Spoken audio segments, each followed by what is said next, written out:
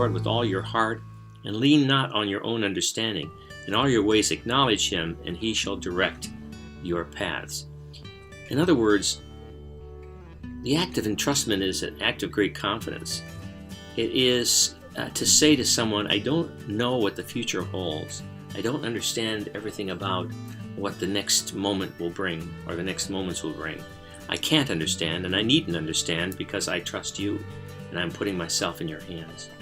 And the greatest act of faith is to say to the Lord, Lord, I don't know what my future holds, but I want you to hold me and my future in your hands, because I can trust you. Sometimes in the world today, so many people have pushed God aside. They have refused to place themselves in God's hands because they really don't trust him. They really don't know him. In order to trust, we have to know. How do we come to know the Lord? We spend time with him. We pray. We are incorporated in the spiritual life. We read the scriptures. We live the sacramental life. A lot of people push God's hands away, and they look for confidence and security in all the wrong places. Because when we trust someone, we are asking them to guarantee our security. A lot of people look for security, and they trust their lives to drugs. Security can't provide what we need. Some people look for more and more money, as if money is going to provide security. Some of the richest people are people that are terribly insecure and terribly lonely. Why? Because they're trusting in the wrong thing. Some people think that loneliness will be conquered by a rampant sexual appetite that has no controls on it, often manifested in pornography. That does not offer security. Only God offers the security we need. And so we need to trust in him and not push him away. There's a story told about a doctor by the name of Leon Winters. Dr. Winters lived in Chicago, and he was a skilled neurosurgeon, and one night he was awakened by a phone call from the hospital that said a young man had a serious accident and was in need of his care.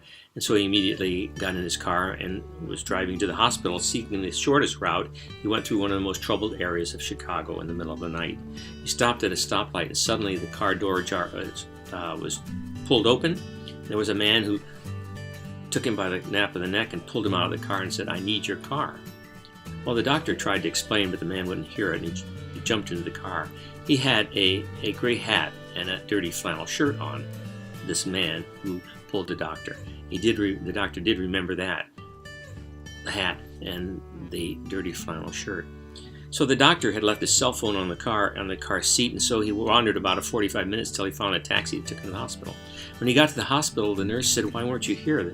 The father came, and he's beyond himself because you never arrived in time to save his son. He's down in the chapel, the nurse said. And so the doctor went down to the chapel to visit the father. And as he entered the chapel, he looked to the front of the church, and there, huddled before the altar, was the sight of a terribly grief-stricken man. He had a blue hat and an old flannel shirt on. The doctor immediately recognized that this was the man who pulled him from the car. That man, like so many of us, push aside the only hope we have for being saved.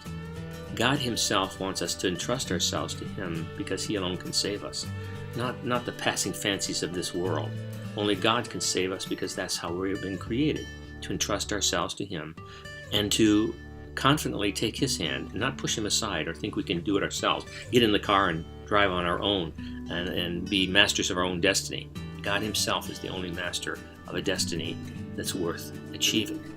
So we come before the Lord as faithful followers, and we listen closely to the words of Proverbs. Trust in the Lord with all your heart, and lean not on your own understanding. In all your ways acknowledge him, and he shall direct your paths. God bless you.